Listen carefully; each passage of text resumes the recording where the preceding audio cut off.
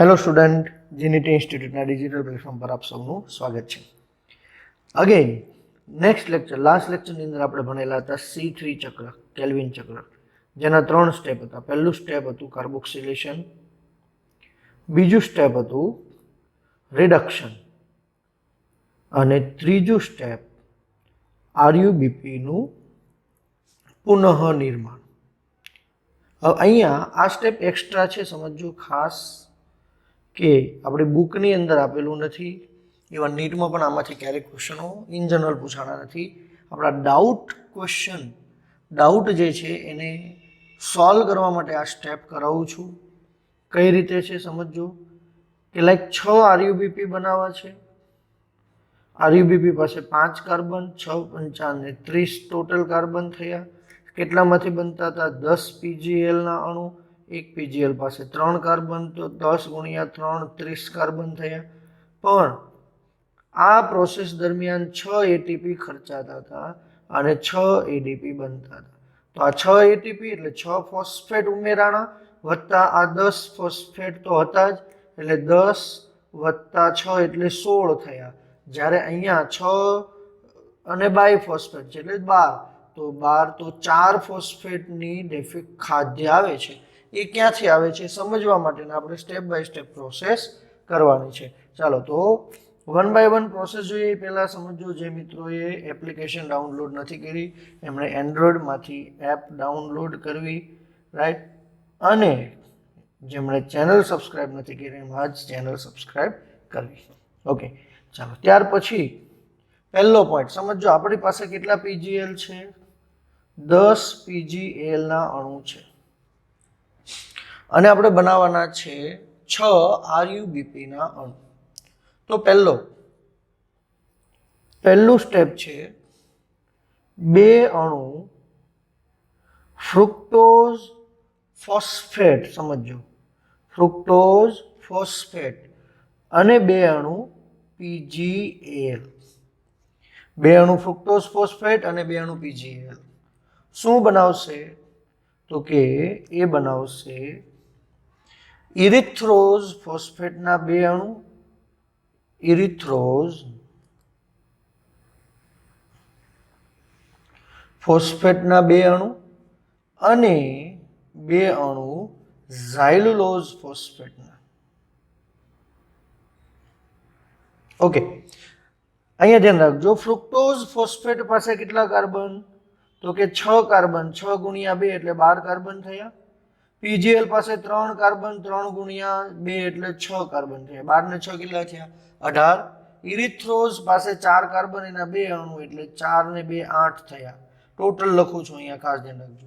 અને ઝાયલુલોઝ એ 5 કાર્બન, તો 5 ગુણ્યા 2 એટલે કે 10 કાર્બન થયા. 10 ને 8 18. આ મેન્ટેન થઈ ગયું, બેલેન્સ થઈ ગયું છે. ઓકે, એન્ઝાઇમ કયો હશે? એન્ઝાઇમ હશે ટ્રાન્સકીટોલેઝ. ટ્રાન્સકીટોલેઝ. ઓકે, આ પ્રોસેસને સમજવી છે. થોડાક અહીં આવી જાઓ. જો 2 ફ્રુક્ટોઝ ફોસ્ફેટ, મારે 1 ફ્રુક્ટોઝ ફોસ્ફેટ બનાવવો છે. તો ફ્રુક્ટોઝ 1,6 બાયફોસ્ફેટ, એમાંથી DHAP અને બને PgL. તો જો 1 ફોસ્ફેટનો અણુ બનાવવો છે તો મારે 2 PgLના અણુ જોઈએ, તો 1 ફોસ્ફેટનો અણુ બની શકે? તો રિવર્સ પ્રોસેસ થશે, એટલે કે આ DHAP PgLમાં કન્વર્ટ થઈ શકે, બંને એકબીજાના આઇસોમર છે. તો 2 PgLના અણુ ભેગા થઈને 1 ફ્રુક્ટોઝ બનાવે. તો અહીંયા આપણે કેટલા PgLના અણુ લીધા હશે? 2 ફ્રુક્ટોઝ લીધા, એનો મતલબ 4 PgLના અણુએ આ ફ્રુક્ટોઝ ફોસ્ફેટ બનાવ્યો હશે. તો આપણી ગ્લાયકોલિસિસની પ્રોસેસ આવી હતી કે ગ્લુકોઝ 6 ફોસ્ફેટ, ફ્રુક્ટોઝ 6 ફોસ્ફેટ અને ફ્રુક્ટોઝ 1,6 બાયફોસ્ફેટ. આ હતું. મતલબ કે પહેલા બન્યું હશે 1,6 બાયફોસ્ફેટ બને, કારણ કે 2 PgLના અણુ સમજો. તો 2 PgLના અણુ પાસે 6 કાર્બન થયા અને 2 ફોસ્ફેટ થયા. તો આની પાસે પણ 6 કાર્બન છે અને 2 ફોસ્ફેટ છે, અને એમાંથી ફ્રુક્ટોઝ 6 ફોસ્ફેટ ગણો, એનો મતલબ 1 ફોસ્ફેટ અહીં દૂર થયો. તો એવા બે અણુ છે તો બે ફોસ્ફેટ દૂર થશે, મતલબ કે ફ્રુક્ટોઝ ફોસ્ફેટ બનાવવામાં બે ફોસ્ફેટ દૂર થયા, બે ધ્યાનમાં રાખજો, વત્તા બે પીજીએલ રો છે, મતલબ કુલ કેટલા પીજીએલ ખર્ચાઈ ગયા? 6 પીજીએલ ખર્ચાઈ ગયા. તો આપણી પાસે 10 પીજીએલ નો હિસાબ હતો. આ 10 પીજીએલ માંથી પહેલા સ્ટેપમાં 6 પીજીએલ ખર્ચાઈ ગયા, 4 પીજીએલ વધ્યા છે. આ ખાસ ધ્યાન રાખજો. ઓકે, હવે આમાંથી બની ગયું એટલે હવે આપણે આ સ્ટેપને ધ્યાનમાં રાખવાનું છે, આને ધ્યાનમાં રાખવાનું નથી, કારણ કે 2 પીજીએલ ખર્ચાણા ને આ 4 પીજીએલ. ઓકે, નેક્સ્ટ સ્ટેપ કયો આવશે? તો સેકન્ડ સ્ટેપ આપણી પાસે આવશે બે અણુ ઇરિથ્રોઝ ફોસ્ફેટ, એટલે અહીંથી લીધા આ બે અણુને અહીં લઈ લો, બે અણુ ઇરિથ્રોઝ ફોસ્ફેટ, ફોસ્ફેટમાં આપણે ખાલી પી લખીએ, વત્તા ફરીથી બે અણુ ડીએચએપી. તો ડીએચએપી અને પીજીએલ એકબીજાના સમઘટક, મતલબ આ 4 પીજીએલ હતા એમાંથી ફરીથી 2 પીજીએલ ઓછા થયા એવું કહી શકાય, તો 2 પીજીએલ વધ્યા એવું કહી શકાય. બરોબર છે? તો કેટલા પીજીએલ વધ્યા? 2 પીજીએલ વધ્યા. ઓકે, ડીએચએપી પાસે 3 કાર્બન, 3 ગુણ્યા 2 એટલે 6 કાર્બન થયા. ઇરિથ્રોઝ પાસે 4 કાર્બન, 4 દુ 8, 8 કાર્બન, 8 ને 6 14 કાર્બન થયા. 7 કાર્બન ધરાવતા બે અણુ બને જેનું નામ છે સેડો હેપ્ટોલોઝ. સેડો હેપ્ટ્યુલોઝ. આ સેડો હેપ્ટ્યુલોઝ 1,7 બાય ફોસ્ફેટ, 1,7 સમજો બે અણુ શેના બનાવશે? તો કે બે અણુ બનાવશે સેડો હેપ્ટ્યુલોઝ 1,7 બાય ફોસ્ફેટના. ઓકે, તો હવે તમારી પાસે આ ખર્ચાઈ ગયો આમાં, સમજો આ ઇરિથ્રોઝ ફોસ્ફેટ આવી ગયો અહીંયા, આ ઝાયલુલોઝ પેન્ડિંગ છે એને ખરીક સાઈડમાં રાખજો. તમારી પાસે હવે ફાઇનલ જે પ્રોડક્ટ છે એ છે સેડો હેપ્ટ્યુલોઝ, જે 7 કાર્બન ધરાવે છે. 7 ગુણ્યા 2 એટલે 14 કાર્બન થઈ ગયા. ઓકે, નેક્સ્ટ પોઈન્ટ જે થર્ડ પોઈન્ટ છે, થર્ડ પોઈન્ટની અંદર આપણી પાસે જે બે અણુ સેડો હેપ્ટ્યુલોઝ 1,7 બાય ફોસ્ફેટ હતા, સેડો હેપ્ટ્યુલોઝ 1,7 બાય ફોસ્ફેટ હતા, એમાંથી બે ફોસ્ફેટના અણુ દૂર થાય એટલે બે અણુ બનશે સેડો હેપ્ટ્યુલોઝ ફોસ્ફેટ. અને આ બે અણુ સેડો હેપ્ટ્યુલોઝ ફોસ્ફેટ ની સાથે સમજો, લાઈક આ ઇરિથ્રોઝ પી ફોસ્ફેટ અને બે અણુ ડીએચએપી હતા, એને એમાંથી સેડો હેપ્ટ્યુલોઝ બનાવવાનું કામ આલ્ડોલેઝ કરતો હતો. એન્ઝાઇમના નામ યાદ રાખો કે રાખો ન રાખો તો કોઈ ફરક નથી પડતો, રાઈટ? તો અહીંયા સેડો હેપ્ટ્યુલોઝ ફોસ્ફેટ છે અને બે અણુ જે પીજીએલના અહીંયા બાકી રહેતા હતા, રાઈટ? આપણે આ 4 પહેલા 6 ખર્ચાણા, પછી 2 ખર્ચાણા, હજી 2 હતા, એ 2 અહીં ખર્ચાઈ જશે. એટલે બે અણુ પીજીએલ લીધા અને એન્ઝાઇમ છે ટ્રાન્સકીટોલેઝ, એન્ઝાઇમ ટ્રાન્સકીટોલેઝ, અને બનાવશે બે અણુ ઝાયલુલોઝ, બે અણુ ઝાયલુલોઝ અને બે અણુ રિબોઝ ફોસ્ફેટ. હવે અહીંયા ધ્યાન રાખજો, ઝાયલુલોઝ બે અણુ એટલે 10 કાર્બન અને રિબોઝ 5 કાર્બન ધરાવતો એના 2 એટલે 10 કાર્બન 20 થઈ ગયા.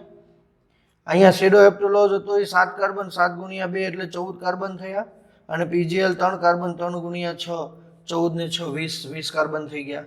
તો આપણી પાસે શું મળ્યું? બે ઝાયલુલોઝ, બે રિબોઝ અને પહેલા સ્ટેપના બે ઝાયલુલોઝ હજી પડેલા છે.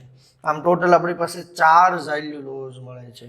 તો હું આવું લખી શકું, નેક્સ્ટ સ્ટેપ 4 અણુ ઝાયલુલોઝ ફોસ્ફેટ, અહીંયા એન્ઝાઇમ આવશે એપિમરેઝ, અને એપિમરેઝ એન્ઝાઇમ ઝાયલુલોઝ જે 5 કાર્બન ધરાવતી શર્કરા હતી એને કન્વર્ટ કરશે રિબોઝમાં, સોરી રિબ્યુલોઝ, અને બનાવશે રિબ્યુલોઝ 5 ફોસ્ફેટ.